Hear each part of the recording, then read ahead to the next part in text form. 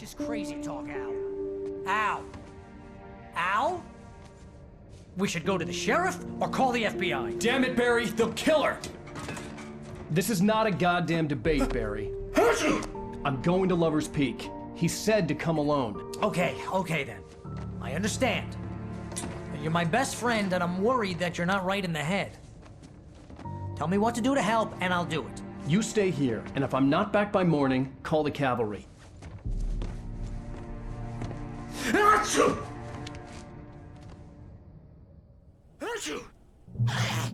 Just be careful with the natives, Al.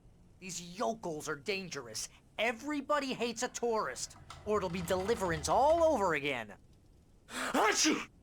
Bless you. Oh, this place is trying to kill me. I'll bet there's mold in here, spores, poison ivy, God knows what. This is so not worth a 15% commission. You want to know where you can shove that flashlight? Lock the door when I leave. Yeah, you go ahead and do what you have to do. I'll be fine. Alone, but fine. In a cabin straight from a horror movie.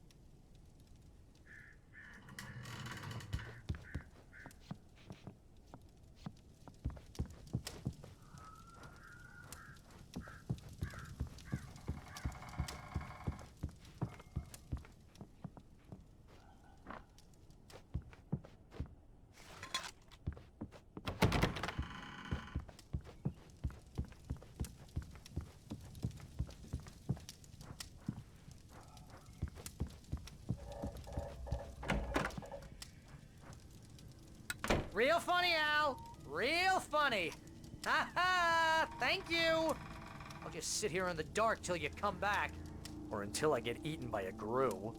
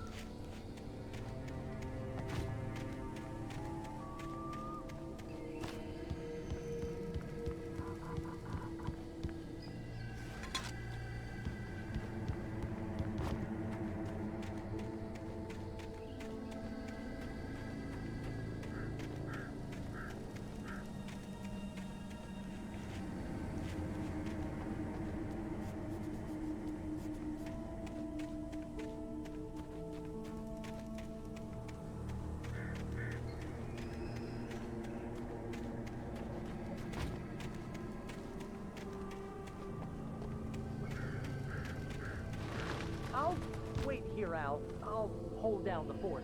I'll be with you in spirit every step of the way, Al. Locking the door now.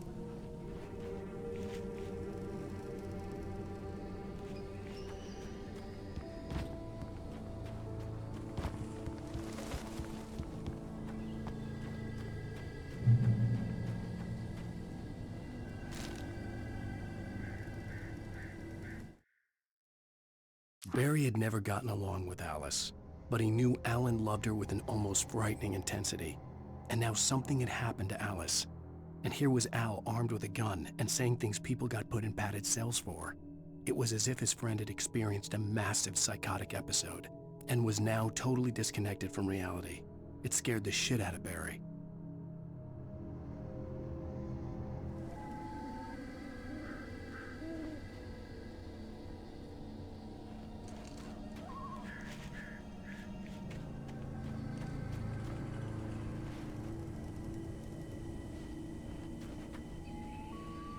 Barry had the keys to the car he rented.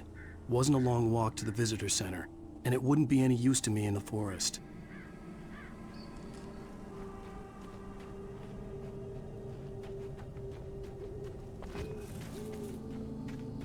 I knew I should have gone to the cops.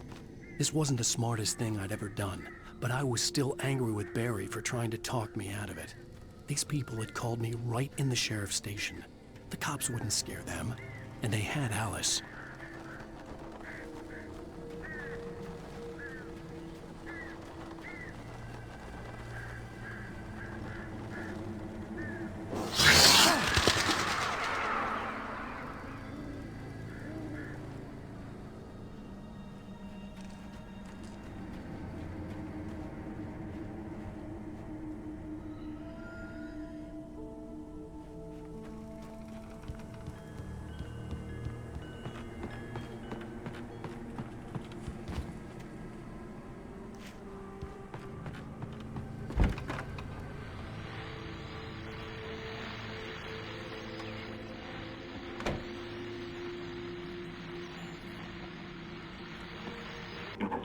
Welcome back to the show, folks. As promised, our very own Dr. Nelson has just parked his rear end in the studio. Doc, what's your Deerfest plan like?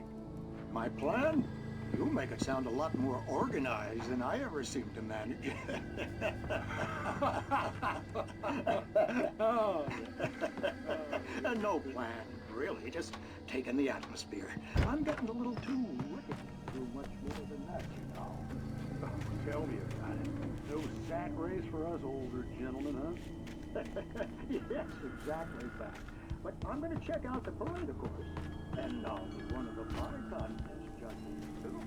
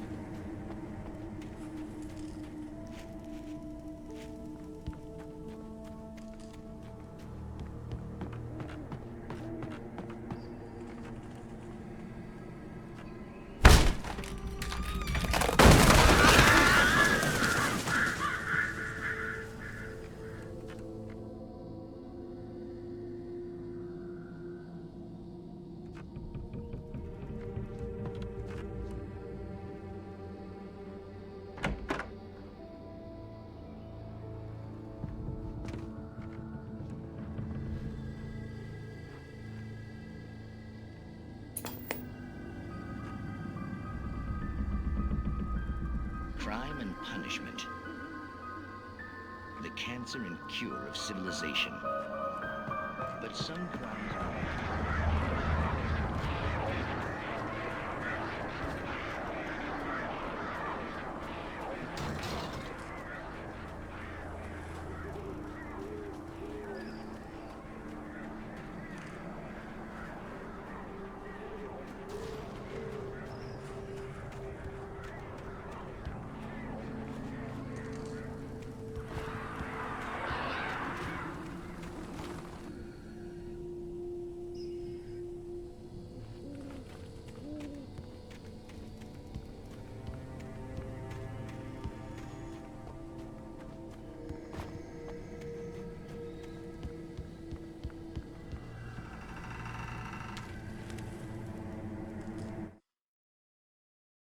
Rose knew that Rusty was in love with her, and she liked him too. She liked him a lot. He taught her to dance, and life had certainly taught her the value of a man who was gentle. He treated her well, made her smile, made her feel good. But Rusty wasn't the prince of her dreams, and that tended to underline the unbearable truth. She was no closer to that Hollywood magic than he was.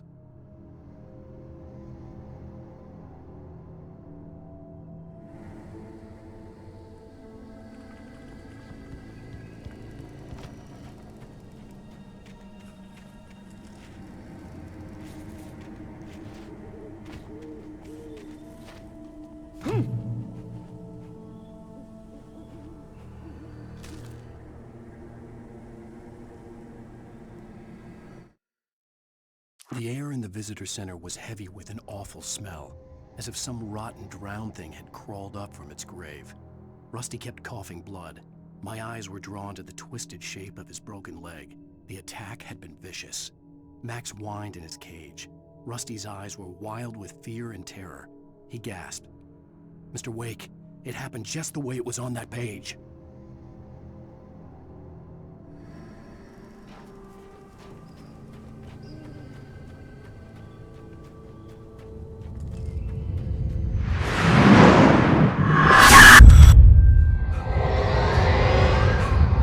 Vision left me weak. This was no head injury.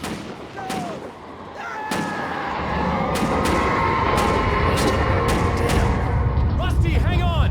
I'm coming! Please, help me!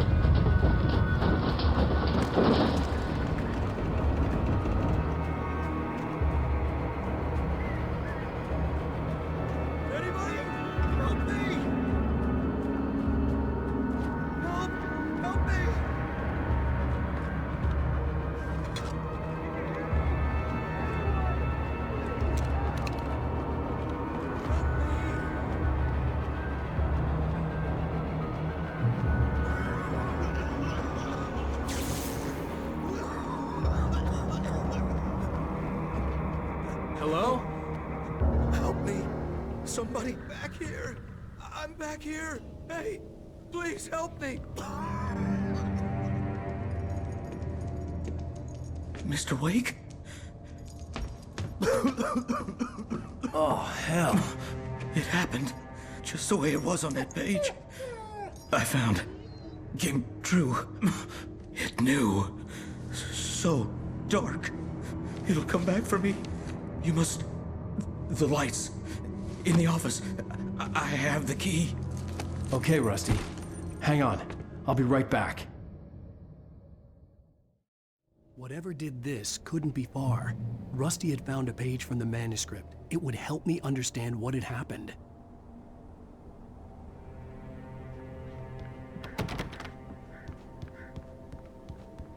Shh. Good boy.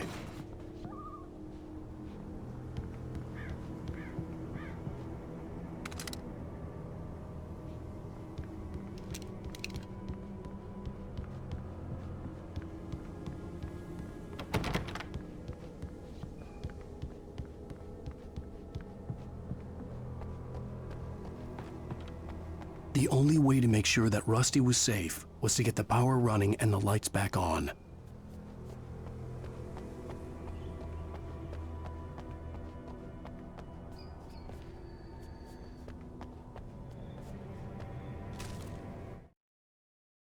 The visitor center was sturdy, but the impact turned the front of the building into splinters.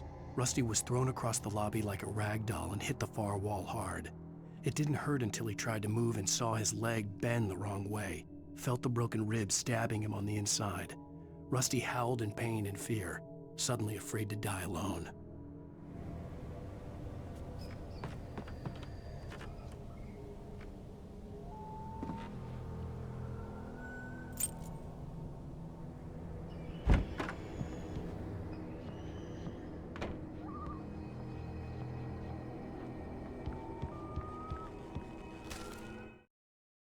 At the last instant, I changed direction and threw myself down.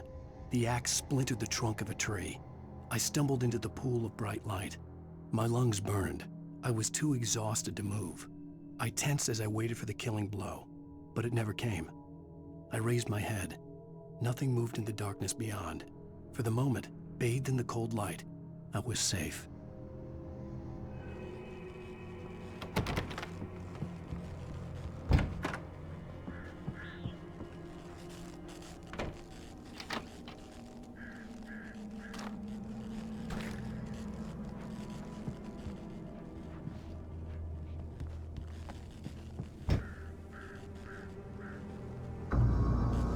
I was too late.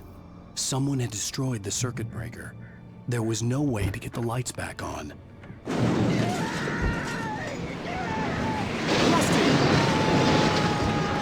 Rusty! The ground was covered with burning patches, filled with liquid darkness. Just need articulations.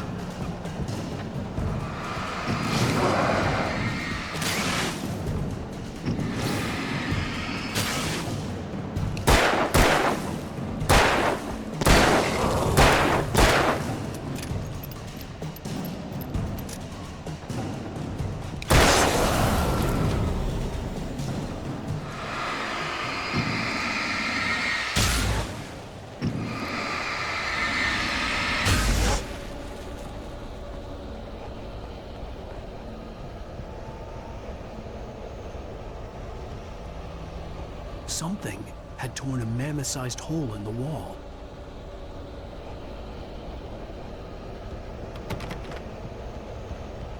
Please don't feed the animals. Fishing Is only permitted for those prisoners who purchase a park fishing license, obey the park ranger's instructions. at all times. Rusty, no! Never! No approach closer than 100 yards. No bears and wolves! Never approach any other closer than 25 yards. that's possibly At all times. never leave your pet. And unattended. It is Against the law. to remove any supernatural objects. Or historical artifacts from the heart. Rose. This includes even you may, Find along the river. or even simple berries.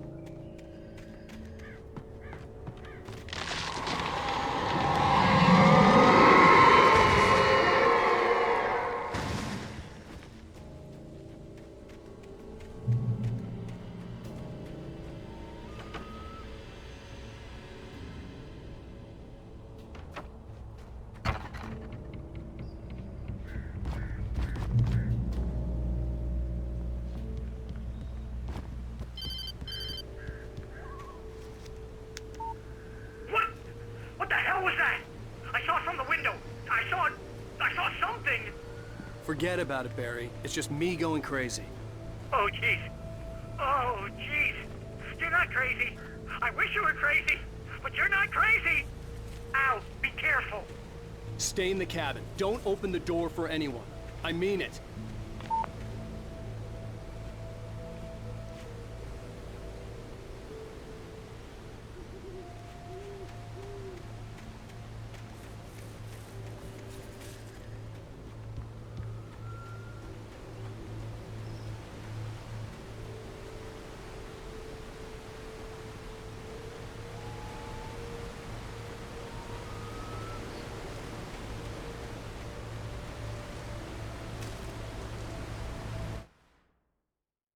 In that last instant of consciousness, Rusty thought about Rose. He was older than she was. Rose was barely out of her teens, but she made him feel young and forget what a train wreck his long-dead marriage had been. He still wore the ring. He'd been waiting for her to tell him to take it off. Now she never would.